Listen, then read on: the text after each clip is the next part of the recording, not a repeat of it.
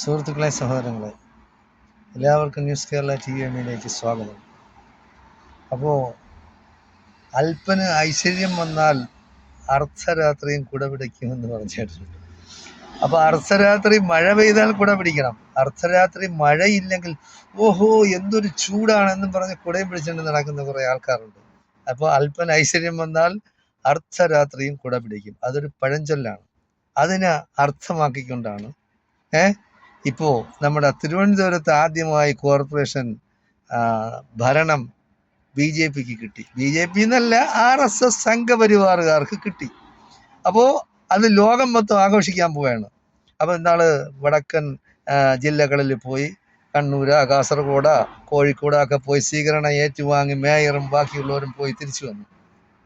ഇപ്പോൾ ഡൽഹിയിലേക്ക് സ്വീകരണത്തിന് വേണ്ടി പോയിരിക്കുകയാണ്. ആരാണ് അവിടെ സ്വീകരിക്കുന്നത്? മോഡിയെപ്പറ്റി എന്തെല്ലാം തള്ളാണ് ഇവിടെ തള്ളിയത്. ഇലക്ഷന് മുമ്പ്, കോർപ്പറേഷൻ ഇലക്ഷന് മുമ്പായിട്ട് പറഞ്ഞത് മോഡി വരും, മോഡി ഇവിടെ അഖിലേന്ത്യാ ലെവലിൽ ഭയങ്കരമായ ഒരു സിറ്റിയാണ് പ്രഖ്യാപിക്കാൻ പോകുന്നത്, എന്തൊക്കെയോ സാധനങ്ങൾ ഇവിടെ കിട്ടും. നമുക്കൊന്നും ആവശ്യമില്ല. യഥാർത്ഥത്തിൽ നിങ്ങൾ പോയി കേരളത്തിലെ ഓരോ മനുഷ്യനും ഗുജറാത്തിലെയും UP-യിലെയും അവസ്ഥ എന്താണെന്ന് മനസ്സിലാക്കണം. അവിടെ ആളുകൾ തമ്മിൽ കൊല നടക്കുകയാണ്. ഒരു സ്വാതന്ത്ര്യം എന്ന് പറഞ്ഞാൽ ഒരു മതങ്ങൾക്കും അവിടെ സ്വാതന്ത്ര്യമില്ല. അവരുടെ സംഘപരിവാർ ശക്തിയല്ല. ഈ സംഘപരിവാർ എന്ന് പറയുന്നതും RSS എന്ന് പറയുന്നതും ഈ BJP എന്ന് പറയുന്നതും അവർക്ക് ഈ ഹിന്ദു മതത്തോട് പ്രത്യേകമായ താല്പര്യമൊന്നുമില്ല. അല്ലെങ്കിൽ ഹിന്ദു മതത്തിലെ ജനങ്ങളോട് അവർക്ക് യാതൊരു സ്നേഹമോ പിന്നെ ആത്മാർത്ഥത ഇല്ലാത്തവരാണ്. അവരുടെ പ്രശ്നം വേറൊന്നുമല്ല, അവർക്ക് ഭരിക്കണം, അവർക്ക് കസേര വേണം, അല്ലാതെ ഒരു സമുദായ സ്നേഹികളൊന്നുമല്ല. എന്താണ് മോഡി വന്നിട്ട് ഇവിടെ തള്ളിയത്? തിരുവനന്തപുരത്ത് വന്ന് എന്തൊക്കെയോ അങ്ങ് നടക്കും, ഞങ്ങൾ ബ്ലൂ പ്രിന്റ് ഉണ്ടാക്കും, നമ്മൾ റെഡ് പ്രിന്റ് ഉണ്ടാക്കും. എന്താണ് ഉണ്ടാക്കിയിട്ട് പോയത്? ഇപ്പൊ അവസാനം പറഞ്ഞത് കേട്ടാ, അതായത് കേരളത്തിലെ ഏറ്റവും വലിയ പൊട്ടത്തരം പറയുന്ന ഒരു നേതാവാണ് ശോഭാ സുരേന്ദ്രൻ. പറയാതിരിക്കാനൊക്കില്ല. അപ്പോ അവിടെ നിന്ന് പ്രഖ്യാപിച്ചു ഇവിടെ ആമയെ കൊടുക്കാമോ. അങ്ങനെ ആമ മുട്ട വാങ്ങിക്കാനാണ് ഇപ്പൊ പിന്നെ രാകേഷും പാർട്ടിയും പോയിരിക്കുന്നത്. ഡൽഹിയിൽ പോയി മോഡിയെ കാണണം, സ്വീകരണം ഏറ്റുവാങ്ങി മുട്ടയുമായിട്ട്, ആമ മുട്ടയുമായിട്ട് വരും. അപ്പൊ കോർപ്പറേഷനിലുള്ള ഓരോ കൗൺസിലർമാർക്കും ഇത്ര മുട്ട വെച്ച് കൊടുക്കും, അത് ജനങ്ങൾക്ക് കൊടുക്കും. എന്നിട്ട് പിന്നെ ശോഭാ സുരേന്ദ്രൻ പറഞ്ഞതനുസരിച്ചാണെങ്കിൽ അങ്ങ് കാസർഗോഡ് മുതൽ ഇങ്ങ് പാറശാല വരെ ലോകത്തിന്റെ വിവിധ ഭാഗങ്ങളിൽ നിന്നും ടൂറിസ്റ്റുകളെത്തും ഈ ആമയെ കാണാൻ. ലോകത്തെങ്ങും ഇല്ല ആമ. അപ്പൊ ഇനി ആമ വ്യവസായമാണ് കേരളത്തിൽ തുടങ്ങാൻ പോകുന്നത് BJP. അപ്പൊ ഇത്ര പൊട്ടത്തര ആമയെ കൊടുക്കുന്നത് ചെറിയ കാര്യമാണോ? ടർട്ടിൽ ടൂറിസം എന്ന് പറയുന്നത് പുരോഗമനപരമായി കേരളത്തിൽ നടന്നാൽ കാസർഗോഡ് മുതൽ തിരുവനന്തപുരം വരെയുള്ള പ്രദേശങ്ങളിൽ ലോക രാജ്യങ്ങളിൽ നിന്ന് ആളുകൾ വരും. വാക്ക് പാലിക്കില്ല ഇവര്. മോഡിയുടെ തള്ളി നിങ്ങൾ നോക്കണം. നേരത്തെ എന്ത് പറഞ്ഞിട്ടാണ് കയറിയത്? എനിക്കൊരു 50 ദിവസം തരൂ, ഞാനിവിടെ എല്ലാം മാറ്റിമറിക്കും. പിന്നെ പറഞ്ഞ ഒരു 6 മാസം തരൂ, ഞാൻ എല്ലാം മാറ്റിമറിക്കും. ഇപ്പൊ പറയുന്ന 2047 വരെ തരൂ. ഇയാള് ജീവിച്ചിരിക്കുമോ മരിക്കുമോ എന്ന് ആരറിഞ്ഞ്? 2047 വരെ BJPക്ക് ഭരണം കൊടുക്കണമെന്നാണ്. അപ്പൊ ഇവിടെ എന്ത് ചെറ്റത്തരവും വിഡ്ഢിത്തരവും പറഞ്ഞ് ജനങ്ങളെ പറ്റിക്കാണ്. അതായത് എല്ലാവരെയും കുറെ പേരെ എല്ലാ കാലത്തേക്കും പറ്റിക്കാമെങ്കിലും എല്ലാവരെയും എല്ലാ കാലത്തേക്കും പറഞ്ഞു പറ്റിക്കാനൊക്കില്ല. അത് BJPക്കാരനും RSSകാരനും മനസ്സിലാക്കണം. അവരെന്ന് പറയുന്നത് വിഡ്ഢികളുടെ സ്വർഗത്തിലാണ്, വിഡ്ഢികളുടെ ലോകത്തിലാണ് അവർ ജീവിക്കുന്നത്. അവർക്ക് ഈ യാഥാർത്ഥമായ ജീവിതമോ യഥാർത്ഥത്തിൽ പാവപ്പെട്ട മനുഷ്യരെ പറ്റി യാതൊരു ചിന്തയുമില്ല. അവരുടെ ലക്ഷ്യം എന്ന് പറയുന്നത് വേറൊന്നുമല്ല. 2 ഗുജറാത്തികൾ, മോഡിയും അമിത്ഷായും 2 ഗുജറാത്തികൾക്ക് വേണ്ടി ഭരിക്കുന്നു. അംബാനിക്കും അദാനിക്കും വേണ്ടി ഭരിക്കുന്നു. വേറെ ആരും അവർക്ക് പ്രശ്നമില്ല. ഈ അദാനിയുടെയും അംബാനിയുടെയും അവരുടെ ഉയർച്ചയ്ക്ക് വേണ്ടി, അവരുടെ വളർച്ചയ്ക്ക് വേണ്ടി, അവർക്ക് ആയിരക്കണക്കിന് കോടി ഉണ്ടാക്കുന്നതിന് വേണ്ടിയുള്ള പിന്നെ പരിശ്രമങ്ങളാണ്. ഏത് എടുത്താലും ശരി, ഏത് കച്ചവടം നടത്തിയാലും ശരി, അവിടെ അവർക്ക് കമ്മീഷൻ കിട്ടും. അവരാണ് ഭരണം നിയന്ത്രിക്കുന്നത്. RSSും അദാനിയും അംബാനിയുമാണ് ഇന്ത്യയുടെ ഭരണം നിയന്ത്രിക്കുന്നത്. അപ്പൊ അത് അനുസരിച്ച് കേരളത്തിൽ ഉണ്ടാക്കാമെന്നാണ് ഈ BJPക്കാരും RSSകാരും കരുതിയിരിക്കുന്നത്. നമ്മൾ കരുതിയിരിക്കണം, വരുന്ന ഇലക്ഷൻ വരെയാണ്, നിയമസഭാ തെരഞ്ഞെടുപ്പ് വരെയാണ്. പിണറായി വിജയൻ ഇപ്പോൾ ഒരുപാട് ആനുകൂല്യങ്ങൾ പ്രഖ്യാപിച്ചു. കാര്യം ഒരു മാസം ഉള്ളൂ. അപ്പോൾ ഈ ഒരു മാസം കൊണ്ട് ഒന്നും നഷ്ടപ്പെടാനില്ല. ആവശ്യം പോലെ ആനുകൂല്യങ്ങൾ ജനങ്ങൾക്കെല്ലാം പ്രഖ്യാപിച്ചിരിക്കുകയാണ്. 5 ലക്ഷം വരെ ലോൺ കൊടുക്കും, നിങ്ങൾക്ക് അങ്ങനെ പെൻഷൻ കിട്ടും, ഇങ്ങനെ പെൻഷൻ കിട്ടും.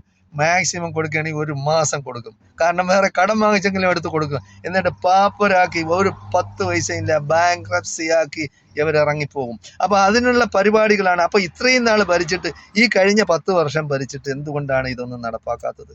അപ്പോൾ അറിയാം, ജനങ്ങളെ വിഡ്ഢികളാക്കാൻ ഏതെല്ലാം തരത്തിൽ BJP-ക്കാർ ചെയ്യും. അപ്പോൾ BJP-യുടെ സ്വന്തം ആളാണ് പിണറായി അതാണ് ചെയ്യുന്നത്. അവസാന കൈക്ക് BJP-ക്കാർ എന്താണ് പറഞ്ഞത്? അതായത് UDF-ന് ജയിക്കാൻ സാധ്യതയുള്ള മണ്ഡലങ്ങളിൽ BJP സ്ഥാനാർത്ഥിയെ നിർത്തില്ല, പിണറായി വിജയന്റെ പാർട്ടിക്ക് വോട്ട് ചെയ്യും. അപ്പോൾ അവർ തമ്മിലുള്ള അഡ്ജസ്റ്റ്മെന്റ് അതാണ്. അത് കേരളത്തിലുള്ള ജനങ്ങൾ മനസ്സിലാക്കണം. യാഥാർത്ഥ്യമായ ജീവിതമാണ്. ജനങ്ങൾക്ക് എന്തൊക്കെയാണ് കൊടുക്കാൻ പറ്റുന്നത് അത് പ്രകടന പത്രികയിലാണ് പറയേണ്ടത്. അവസാനം കൊണ്ടുവന്ന് ഒരു മാസത്തിന്, അതായത് കാലാവധി തീരാൻ ഒരു മാസം ഉള്ളപ്പോഴത്തേക്ക് ഒരു ബഡ്ജറ്റ് കൊണ്ടുവന്നിട്ട് ജനങ്ങൾക്ക് വാരിക്കോരി ആനുകൂല്യങ്ങൾ കൊടുക്കുന്നു എന്ന് പറഞ്ഞാൽ പറ്റിപ്പാണ്. ജനങ്ങളെ പറ്റി വിദ്യാഭ്യാസ സമ്പന്നരായ പിന്നെ ജനങ്ങൾക്ക് ഇവിടെയുള്ള ജനങ്ങളെ, വടക്കേ ഇന്ത്യയിലുള്ള ജനങ്ങളെ നിങ്ങൾക്ക് വിഡ്ഢികളാക്കാൻ ഒക്കും. കേരളത്തിലെ ജനങ്ങളെ വിഡ്ഢികളാക്കാൻ ഒക്കില്ല. പക്ഷെ വേറൊരു കാര്യമുണ്ട്, വിദ്യാഭ്യാസം കൂടുന്തോറും മനുഷ്യൻ പിഴയും എന്നാണ് പറയുന്നത്. UP-ക്കാർക്ക് കാര്യം മനസ്സിലായി. അവിടെ പിന്നെ തിരിച്ച് BJP-ക്ക് അടി കിട്ടി തുടങ്ങിയപ്പോൾ അവരിപ്പോൾ തെക്കേ ഇന്ത്യയിലോട്ടാണ് അവരിപ്പോൾ അവരുടെ നോട്ടം ഇട്ടിരിക്കുന്നത്. ഇവിടെയുള്ള ആളുകളെ കുറച്ച്, കേരളത്തിൽ വിദ്യാഭ്യാസമുള്ളവരുണ്ട്. വിദ്യാഭ്യാസമുള്ളവർക്ക് ഈ വയസ്സായി കഴിയുമ്പോഴത്തേക്ക് വിവരം എന്ന് പറയുന്നത് ബുദ്ധി മന്ദീഭവിച്ചു പോകും. കാര്യം ചിന്തിക്കാനുള്ള ശക്തിയൊന്നും കിട്ടില്ല. അപ്പോൾ അത് കണക്കാക്കിയാണ് അവരിപ്പോൾ ജാതിയും മതവും പറയുന്നത്. ഇപ്പോൾ തിരുനാവായയിൽ വെച്ച്, മലപ്പുറത്ത് വെച്ച് തന്നെ അവർ കുംഭമേള നടത്തി. ഈ കുംഭമേള എന്ന് പറഞ്ഞാൽ നിങ്ങൾ കണ്ടതാണ്, ഒരു സ്വാമി സംസാരിച്ചത് വെറുപ്പും വിദ്വേഷവും വർഗീയതയും പറയാനാണ് അവിടെ കൂടിയത്. ഏതെങ്കിലും ഒരു സന്യാസി അങ്ങനെ പറയും? ഏതെങ്കിലും ഒരു സമുദായത്തിൻ്റെ അങ്ങനെ ഒരു സന്യാസിയോ ഒരു നല്ല അച്ഛനോ അല്ലെങ്കിൽ നല്ല ഒരു മുസ്ലിയാരോ ഇങ്ങനെയൊന്ന് സംസാരിക്കൂ? അതൊക്കെ ദൈവകോപം ഇറങ്ങൂലേ ഇങ്ങനെയൊക്കെ സംസാരിച്ച? പറയുന്നത് അവർ പറഞ്ഞു അവർ അങ്ങനെയാക്കും, അവരിങ്ങനെയാക്കും, മുസ്ലിങ്ങൾ ഇങ്ങനെയാക്കും. മുസ്ലിങ്ങളല്ല, ക്രിസ്ത്യാനികളല്ല, ദളിതന്മാരല്ല, കമ്മ്യൂണിസ്റ്റുകളല്ല, ഇവരെയെല്ലാം ഇല്ലാതാക്കും. ബ്രാഹ്മണ്യം കൊണ്ടുവരാനുള്ള പരിശ്രമമാണ്, രാജാവിനെ ഭരണമേൽപ്പിക്കാനുള്ള അവരുടെ പരിശ്രമമാണ് ഇപ്പോൾ നടക്കുന്നത്. കാരണം വേറെ ഒന്നുമില്ല, ജനങ്ങളെ അടിച്ചൊതുക്കാം. ദളിതന്മാരെയും മുസ്ലിങ്ങളെയും ക്രിസ്ത്യാനികളെയും ഒതുക്കാം. നല്ല ബുദ്ധിയുള്ള എല്ലാ ക്രിസ്ത്യാനികൾക്കും ഇതറിയാം. വിദ്യാഭ്യാസമുള്ള നിങ്ങൾ കോളേജുകളിൽ പോയി പിള്ളേരെടുത്ത് സംസാരിക്കണം. കോളേജുകളിൽ പോയി ഡിഗ്രിക്കും പോസ്റ്റ് ഗ്രാജുവേഷനും ഒക്കെ പഠിക്കുന്ന പിള്ളേരെടുത്ത് നിങ്ങൾ സംസാരിച്ച് നോക്കുമ്പോൾ നിങ്ങൾക്കറിയാം അവരെന്താണ് മനസ്സിലാക്കി വെച്ചിരിക്കുന്നതെന്ന്. ഞാൻ പറയുന്നത് വിദ്യാലയങ്ങളിൽ വിദ്യാർത്ഥികൾക്ക് രാഷ്ട്രീയമായ സ്വാതന്ത്ര്യം കൊടുക്കണം. ആ രാഷ്ട്രീയം ഇല്ലാതാക്കാൻ പാടില്ല. കാരണം ഇവിടെ ഇല്ലാതാക്കി കഴിഞ്ഞാൽ ഇവിടെ മതപരമായ വർഗീയമായ ചിന്തകളും അതിന് നടപ്പാക്കാനുള്ള കൊട്ടേഷനുകളുമാണ് ജനങ്ങൾ ഏറ്റെടുത്തത്. നിങ്ങൾക്കറിയാം, കേരളത്തിലുള്ള ഒരുപാട് ചാനലുകൾ അവിടെ നിന്ന് കൊട്ടേഷൻ എടുത്തിരിക്കുകയാണ്. BJP-ക്കാരിൽ നിന്നും RSS-കാരിൽ നിന്ന് ആവശ്യം പോലെ ആയിരക്കണക്കിന് കോടി അവരുടെ കയ്യിലുണ്ട്. എല്ലാവർക്കും ഈ 2 കോടി 5 കോടി 30 കോടി അവർ കൊടുക്കും. ഈ ഇലക്ഷനിൽ അവർക്ക് എന്തെങ്കിലും കുറെ സീറ്റ് കാണും. അതായത് മറുനാടൻ മലയാളി കേരളത്തിലെ, അതായത് നിഷ്പക്ഷനാണെന്നാണ് അവൻ പറയുന്നത്. ഇസ്രയേലിൽ പോയിട്ട് വന്ന് അവന് ഇസ്രയേലിൽ അവൻ മാത്രമല്ല പോയത്, ഷാൻസ്കറിയ മാത്രമല്ല പോയത്, ഒരു എന്താണ് ജാതി ഇല്ലാത്ത, പിന്നെ മതമില്ലാത്ത, പിന്നെ വേറൊരുത്തിനും ആരിഫ് എന്ന് പറയുന്നതിനും കൂടെ പോയി. അവന് മതമില്ലാന്നാണ് പറയുന്നത്. പക്ഷേ അവൻ വിമർശിക്കുന്നത് അത്രയും ഇസ്ലാമിനെ മുസ്ലിമിനെയാണ്. വേറെ ഒരു മതത്തെ അവൻ വിമർശിക്കില്ല. അപ്പോൾ അവനും കൂടെ പോയി. അവന് ഏതെല്ലാം തരത്തിൽ ഇസ്രയേലികൾ കൂട്ടിക്കൊടുത്തിട്ടുണ്ടെന്ന് നമുക്കിനി കുറേ നാൾ കഴിയുമ്പോഴേ അറിയാൻ കഴിയും. കാര്യം ഇസ്രയേൽ എന്ന് പറഞ്ഞാൽ ലോകത്തിലെ ഏറ്റവും വലിയ കൊടും കുറ്റവാളികളാണ്. അങ്ങനെയുള്ള ആ കുറ്റവാളികൾ ലോകത്തിലെ ഏറ്റവും ഭീകരന്മാരാണ്. അതിൻ്റെ വേറൊരു പതിപ്പാണ് കേരളത്തിലെ RSS എന്ന് പറയുന്നത്, അല്ലെങ്കിൽ ഇന്ത്യയിലെ RSS എന്ന് പറയുന്നത്. അപ്പോൾ അവർ എന്ത് കാര്യം സാധനത്തിന് വേണ്ടി ആളുകളെ കൂട്ടിക്കൊടുക്കും. പെണ്ണിനെ ആയാലും ആണിനെ ആയാലും ആരെയും കൂട്ടിക്കൊടുക്കും. നമ്മൾ കണ്ടതാണ്. എപ്സ്റ്റീൻ ഫയൽ എന്ന് പറയുന്ന ലോകം മൊത്തം കറങ്ങുകയാണ്. ട്രംപിനെതിരെ അമേരിക്കയിൽ ഭയങ്കരമായ ശക്തമായ പ്രകടനങ്ങളുമാണ് നടക്കുന്നത്. എന്തായാലും ശരി, ട്രംപ് ഇതോടുകൂടി തീരും. അയാൾ പൂർത്തീകരിക്കില്ല. അയാളെ എന്തായാലും ഇംപീച്ച് ചെയ്യാനുള്ള സാധ്യതയുണ്ട്. നമ്മൾ കണ്ടിരുന്ന് കാണാം.